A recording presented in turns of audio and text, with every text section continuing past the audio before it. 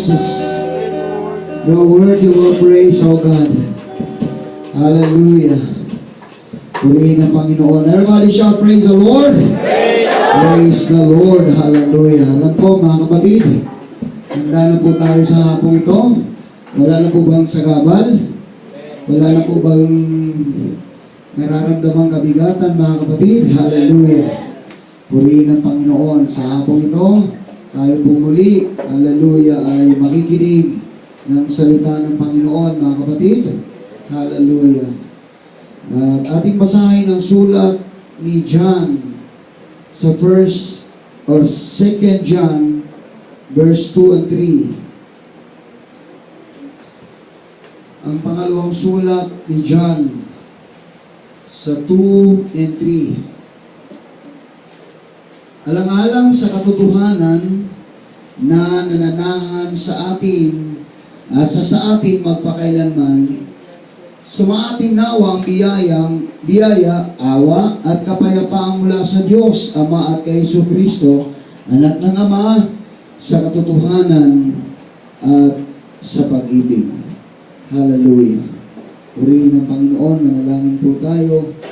Mahabaging Diyos, marami pong salamat sa hapong ito. Salamat sa pagkakataon na ito, Ama, na narito kami. Sasambahin ka namin at buburihin ka namin. Walang ibang Diyos maliban sa iyo, Panginoon. Ikaw ang Diyos ni Abraham, ang Diyos ni Isaac, ang Diyos ni Jacob, ang Diyos noon, ngayon at magpakailanman. Panginoon, sa oras na ito, ano ang po ang nais mo, Lord, speak unto us, O God. Mangusap ka sa amin, ikaw po ang magpaliwanag, gamitin mo instrumento ang lingkod, at wala po siyang magagawa kung wala ka, Panginoon o Diyos, na mamunguna sa aming kalagitnaan. At ikaw rin po ang aming itataas ngayon sa hapong ito, hindi po ang sino mang tao, hindi po ang kagalingan, kundi ikaw lamang, Panginoon, ang Diyos, hallelujah, na dakila. Panginoon, sa oras na ito, pangunahan mo po kami, anuman po, Diyos, ang naisin mo, Panginoon, sa hapong ito. Ikaw po, Diyos, ang higit na nakakaalam. Wala kami magagawa sa ganang amin lamang, kaya kami po ay susunod sa iyo, Panginoon. Maraming salamat, pangunahan mo rin ang aming mga bisita ngayon. Naway, patuloy nilang maunawaan ang mga salita mo, at hiniling ko sa iyo, ipahayag mo po sa kanila, Panginoon, ang kaunawaan ng Diyos at ang banal mong Espiritu, Panginoon, na siyang magtuturo, hallelujah, sa bawat isa sa amin. Maraming salamat, banal na Espiritu, salamat at patuloy kang nangusap sa amin. Patuloy ang iyong presensya, Panginoon, O God. At kagaya ng isang agila, mapaimbabaw kami, Panginoon, ngayon sa hapon ito sa iyong presensya. Maraming salamat.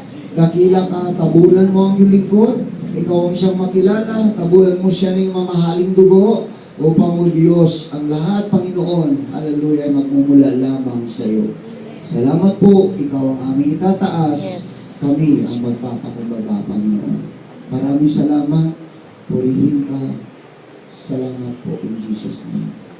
Amen, amen, amen. Hallelujah. Praise the name of the Lord. Tayo po lahat ay mga maubuna. At maraming salamat sa ating mga Panginoon. Hallelujah. Pakinggan lamang po natin mabuti ngayon ang mensahe at hinihiling ko po na manatili po tayo kung saan po tayo nakaupo. Hallelujah. Kung binabalisaw-saw po tayo, tiisin mo lang po ng konti. Hallelujah. Para wala po kayong mamiss na mga salita ng Diyos. Huwag rin po tayo parang trumpong nasisiraan ng pako at kung saan-saan tayo nakakarating. Steady lang po. Tingin kayo sa akin. Titingin ako sa inyo. Magtingin tayo. Okay? Yan mga kapatid, ha? Amen? Kasi po, napakahalaga po ng mensahe. Alam ko, lahat naman ng mensahe, mga kapatid, ay kapag ipakinabang po sa bawat isa sa atin. Kaya nga lang, iba-iba lang yung kumbaga sa lahok. Ang pinakbit, may bagoong. Ang linodo, may patatas. Kaya, tandaan yan, ha? Ang paksiw, may suka. Kaya, minsan maasim, minsan matamis, may sweet and sour, mga kapatid. Pero pagka hindi ka pihikan, kumain ka ng kumain, mananaba ka. Yes. Spiritually. Okay, di ba? Amen? Amen. Okay. Ang tema po, Christians, don't lose it. Hallelujah. Sa tema pa lang, mga kapatid, parang nakakatakot, ano? Ha? Mga Kristiyano daw, huwag daw nating hayaang may mawala sa atin. Okay, ano man yun, magpapatuloy po tayo, mga kapatid. Marami po daw kasi, mga kapatid ko, mga tao, hallelujah, sa panahon natin ngayon, na dumaranas, mga kapatid, pinagpala ng Panginoon, araw-araw, pero tinitake for granted yung blessing. Yes. Parang binabaliwala doon yung mga pagpapala, mga kapatid. Hallelujah. At ito rin yung masabi, mga kapatid ko, na trahedya sa buhay ng isang tao. Pag ang isang tao, everyday pinagpapala ng Diyos, pero binabaliwala niya. Isa sa blessing ng Lord, yung hininga natin, ano? Mabuti tayo, walang humpay ang paghinga eh. Yung nasa sementeryo, hindi na huminga. Hallelujah. Kaya ito yung isang magandang ipinagpapasalamat daw natin sa Panginoon. But, sad to say, mga kapatid, napakarami daw tao na tinitik for granted ang mga bagay na ito. Ito daw yung sinasabing trahedya, mga kapatid ko. Hallelujah. Sa mga kalalakihan din, hello. Mga kalalakihan. Kung minsan daw, mga kapatid, may mga tao raw hindi ko naman sinasabi dito dahil mapagmahal naman tayo sa mga asawa natin eh. Pero sabi ko, marami raw kalalakihan sa panahon ngayon, sa kapalang daw niyang nare-realize na mahalaga sa kanya yung asawa pag wala na. Pero, sa ano pa lang, magsasama pa lang, diba, sinisipa-sipa, nire-reject, binabaliwala. Pero alam mo, isang araw, ma-realize mo na mahalaga pala ang asawa. Pag wala yung asawa, naku, napakalungkot ng buhay. Pag wala kang partner, both pag wala, dahil tinitake for granted mo lang siya, kaya sera-sera, whatever will be, wala sa'yo, wala kang pakialam, kaya malaman mo na lang daw na mahalaga pala siya pag wala na. Yes. Sa mga kabataan naman, akala nyo, mga tatay lang. Sa mga kabataan naman, mga kapatid, minsan ang mga payo ng magulang, binabaliwala. Pero alam mo, minsan ma-realize mo, na pag wala na yung magulang mo, doon mo palang masabi kung kailangan pala yung sinabi ng tatay ko at nanay ko. Napakahalaga pala niya. Ako, 53 years old na ako, pero uwi-uwi na ako sa Davao. Gusto ko lang makita yung nanay ko, na 96 years old na. Oo. Kasi, di ko, lalo na ngayon, may apo na ako, mga kapatid. Pagka kinakanta ko, sleep my darling baby, mother is far away. Kasi siya ako nagtatrabaho, ako nag-aalaga. Ngayon, siya yung nag-aalaga ngayon eh. Naalala ko yung kanta, yun yung iniili sa akin ng nanay ko, yung kanta na yun. Hanggang hindi ko makalimutan. Oo. So, sabi ko nga naisip ko, ma-realize mo ang isang bagay pag wala na mahalaga pala siya sa'yo. Yes. Amen. Diba? Amen. Yun yung isang mahalagang dapat natin maunawaan, mga kapatid. Hallelujah. Kaya bago daw maging huli ang lahat, dapat talaga pahalagaan mo kung ano yung dumarating sa'yo, ano yung pinagkakalob sa'yo. Pahalagaan mo raw ito ng napakahalaga. Huwag mo raw ituring ito, mga kapatid ko, na simple lang. Huwag mo raw alisin at mawala ito sa'yo. Mahalin mo ito, pakaingatan mo ito, dahil isang araw mawawala ito sa'yo. Yes. Amen. Amen. Dalawang bagay, mga kapatid, na dapat nating maunawaan, hallelujah, na sinasabi po ng mga ngaral. Una, mga kapatid, number 1, don't take what God has given you for granted. Hindi. Ano man yung ibinigay sa iyo, mga kapatid ko, ng Diyos, huwag mong ituring ito'y simple lang. Huwag mong ituring ito, mga kapatid ko, na baliwala lang. Ituring mo itong mahalaga sa iyo. Amen. Pangalawa, hallelujah, don't treat what God has given you lightly. Ano yung ipinagkakaloob sa iyo ng oportunidad ng Diyos, huwag mong ituring itong simple lang. Dahil ito'y napakahalaga pala mga kapatid ko. Pag pinag-usapan ng Diyos, dapat ina-appreciate mo talaga ito anuman yung dumating sa buhay mo. Dahil yan ay pagpapala ng Diyos. Amen. Amen! Palakpakan natin ang ating Panginoon. Ha?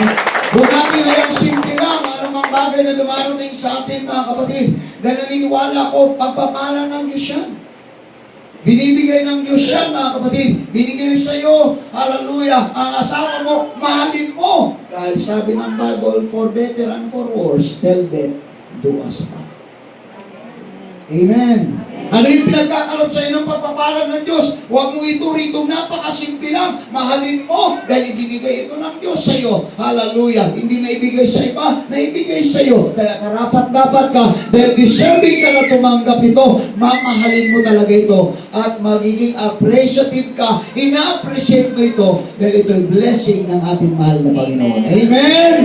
They are the blessings of God in our lives. Everybody say amen. Kasi sa Bible, bakit ko sinasabi, mga kapatid ko, ang mga bagay na ito? Pag pinag-usapan natin ang banal na kasulatan, napakarami pong ilustrasyon, napakarami pong mga men of God, mga kapatid ko, hallelujah, na nagpapaliwala lang, mga kapatid, sa mga natanggap nila sa Panginoon. Kaya nga up to the point, mga kapatid, doon lang nila na-realize, hallelujah, na mahalaga pala yun nung wala na.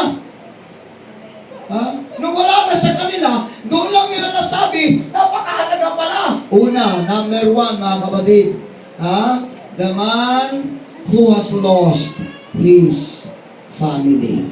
Okay? Ulitin ko, hindi ata natin napakinggan. The man who lost his family. Sino yun, mga kapatid ko? Hallelujah. Magbabalik tanaw tayo, mga kapatid, sa mga sinasabi ng banal na kasulatan. Balikan natin, mga kapatid ko, ang book of Genesis sa chapter 12, mga kapatid. Hallelujah. Ang pamilya ni Abraham at ni Lot. Kilala niyo si Lot? Hindi niyo yung kapitbahay niyo, ha? Hallelujah. Si Abraham, na ngayon ay tinatawag natin the father of faith, Abraham, the father of faith.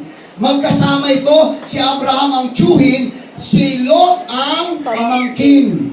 Magkasama sila, mga kapatid, hallelujah, na nagninegosyo, naghahanap buhay, pinagpala ng Panginoon, ibinigay ng Diyos ang so much blessing sa kanila, hallelujah. Kaya isang araw, nung dumami na, mga kapatid ko, yung kanilang pag-aari, nagkagulo sila. Ganun ba talaga yun? Pag dumadami ang pag-aari, pinagkakaguluhan. May nang-agabyado, may na-agabyado. Ganun talaga yun, no? Pag pinag-usapan ng mga kapatid ko, ang pera, sabi mga kapatid ng isang mga awit, money changes everything. Yeah? Nag-away-away na, mga kapatid. Bakit nag-away-away na? Hindi na nagkakasundo ang grupo ni Abraham at ang grupo ni Lot. Pag binasa natin pasimula sa Genesis chapter 12, mga kapatid, may kita po natin yan, mga kapatid ko. Isushorten na lang natin kasi napakahaba. So, anong nangyari, mga kapatid ko? Ang sabi ngayon ni